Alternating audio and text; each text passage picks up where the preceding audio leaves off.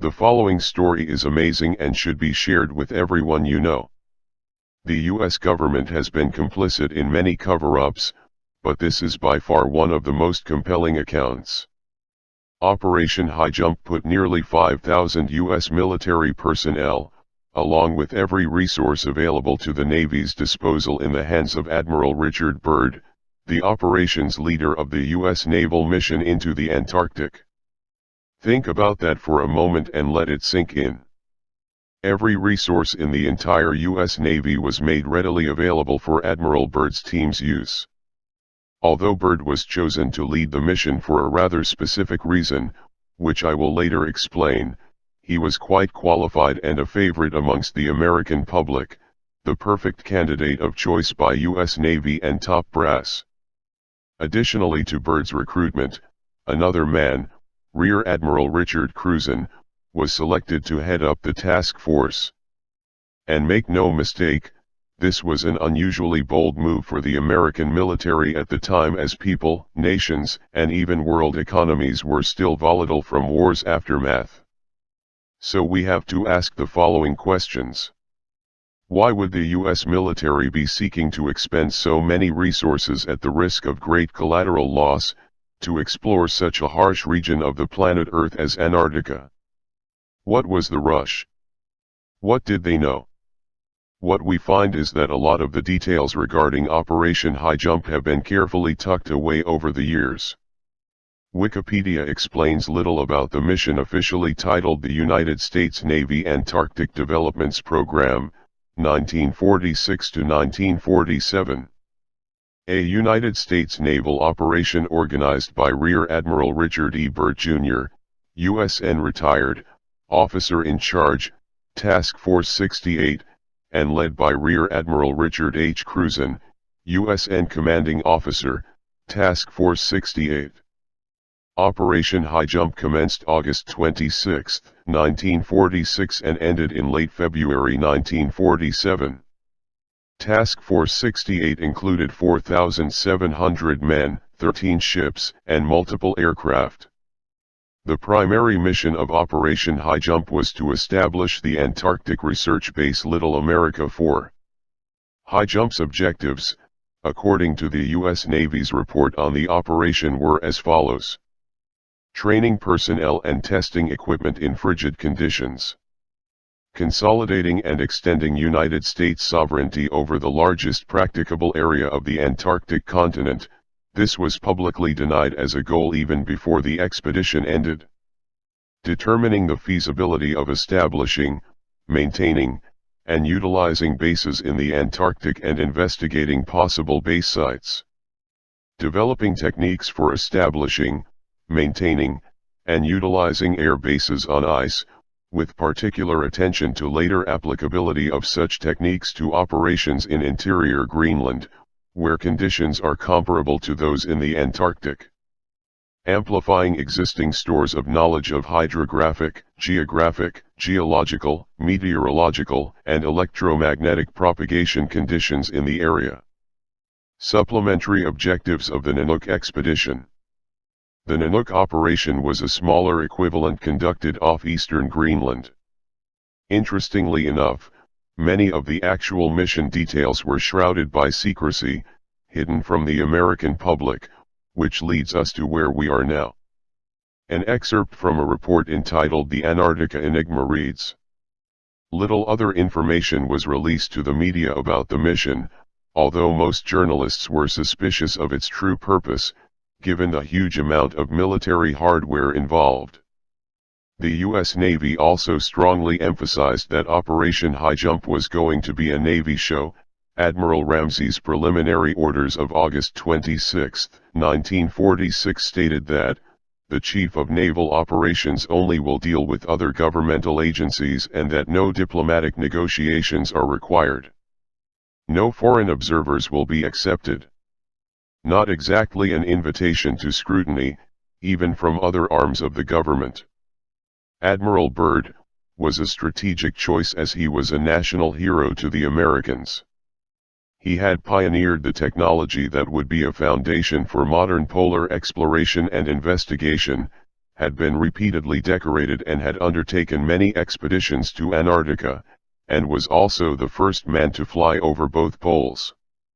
However, the task force itself remained strictly under the military command of Rear Admiral Richard Cruzen.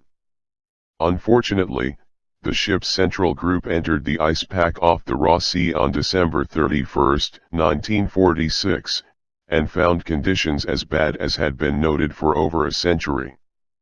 Sea breakers such as the USCG Burton Island, a ship that had only recently been commissioned and was still undergoing sea trials off the California coast when Operation High Jump was launched, fought to cut a way through the ice to help the men land.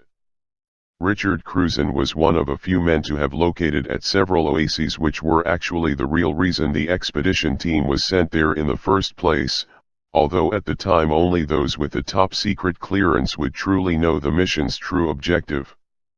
An excerpt from the Daviess County Historical Society reads: According to a Navy report, 1,000 miles of new coastline was discovered on exploratory trips by the Bear and Bird seaplane. Commended by Secretary of the Navy Frank Knox for his superior seamanship, ability, courage, determination, efficiency, and good judgment in dangerous emergencies, Cruzen was one of the 16 members of the 1939-1941 expedition who received the Antarctic Expedition Medal, presented in November 1946. On December 2, 1946, Cruzen once more set sail for the Antarctic continent. This time, as Task Force Commander under Admiral Byrd of the Navy's Antarctic Developments Project, also known as Operation High Jump, Cruzen led a force of 13 ships carrying some 4,000 men, including meteorologists, zoologists, physicists, and experts from oceanography institutes into the adventure of a lifetime. Besides looking for new scientific data, another purpose of the expedition was to train Navy personnel and to test standard Navy ships and other equipment in cold weather operations. Cruzen navigated through an ice pack of several hundred miles before reaching Little America. Icebergs and unpredictable weather were formidable foes during the course of the expedition. Among the discoveries made during the 1946-1947 expedition was the sighting of 2 oases, one a region of ice-free lakes and land. More than 300,000 square miles of unpathed territory were charted on aerial mapping operations. Their observations proved that radical changes would have to be made on existing maps of the Antarctic. Why would warm spots, with warm water, exist in the Antarctic? What does this mean? The hollow Earth theory.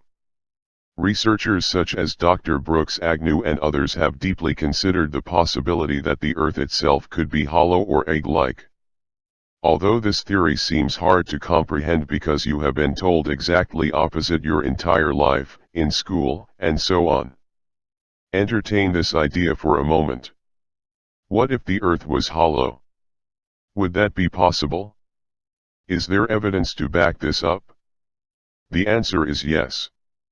Evidence shows that the Earth rings like a bell after an earthquake for a period of up to about 60 minutes, and that's why some scientists and researchers say that this is due to the fact that the Earth is hollow.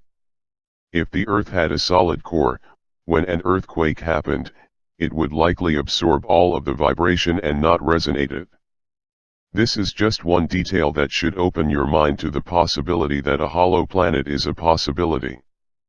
Famous author and lecturer, David Icke, explains in his book, Moon Matrix, exactly how the moon is likely hollow as well. While Icke has been received lately harshly with criticisms, an ActivistPost.com article points out how Icke believes that the moon is an interdimensional, intensity portal for entities and energies from other dimensions. He believes that aliens use the moon as a home base for hijacking signals from the universe so that our bodily forms that are experiencing this virtual reality on Earth can't fully experience what our Creator meant for it to be. These aliens are the same reptilian shapeshifters that it claims are responsible for much of the suffering on our planet. Reptilians want to filter anything beyond our five senses so that it manipulates what kind of world we can experience. I myself have had the privilege of interviewing David Icke and other Hollow Earth experts, such as Rodney Clough and Dr. Brooks Agnew, personally, pushing me further into accepting that this theory may be more than just a theory. Virtually every culture and civilization across the planet, throughout time, has documented what appears to be the existence of a hollow Earth. According to Dr. Brooks Agnew, who I have personally interviewed many times, a hollow Earth is a very real possibility. Agnew has focused his studies to the North Pole region, as him and his team plan to one day locate a documented polar depression, thus launching test overflights from a nuclear-powered icebreaker. Brooks and his team plan a scientific expedition to the brim of the hollow Earth, which proves to be unsuccessful at this time due to a lack of funding. Brooks plans to use a sun compass and a gyroscope above the 60th parallel to get accurate measurements of the oceanic depression. If the rate of change begins to increase, then likely the team would be entering the long elusive polar depression, which has been reported by ancient Viking explorers and modern-day seamen alike. Moreover, during an interview on Red Ice Radio, Agnew talked about the formation of planets, Sir Isaac Newton, and the difference between thick and thin crust physics, zero gravity, and more. The episode is very interesting to say the least. Essentially what Agnew was talking about is what's known as a rather large graviton. You know, those rides at the county fair that spin real fast. They stick you to the wall, then the floor lowers. Oh boy, I can smell the funnel cake and the cotton candy now. Do you think a hollow Earth is possible? In the interview, Agnew continues to get into the possibility of a hollow Earth, questioning the possibility of advanced life within. Agnew explains how migration patterns of birds could be proof that something to the nature of a hollow Earth exists, as birds migrate north for winter in some cases, retreating to a warm area in the polar region. Additionally, it has been reported that the U.S. Navy encountered several UFOs during the Antarctic expedition, and possibly may have had a firefight with at least one of them. A brief clip of this was allegedly caught on film. Some also speculate that mermaids and other rare creatures may derive from the inner Earth, sometimes making their way into the upper waters divided by the firmament as mentioned in the Bible.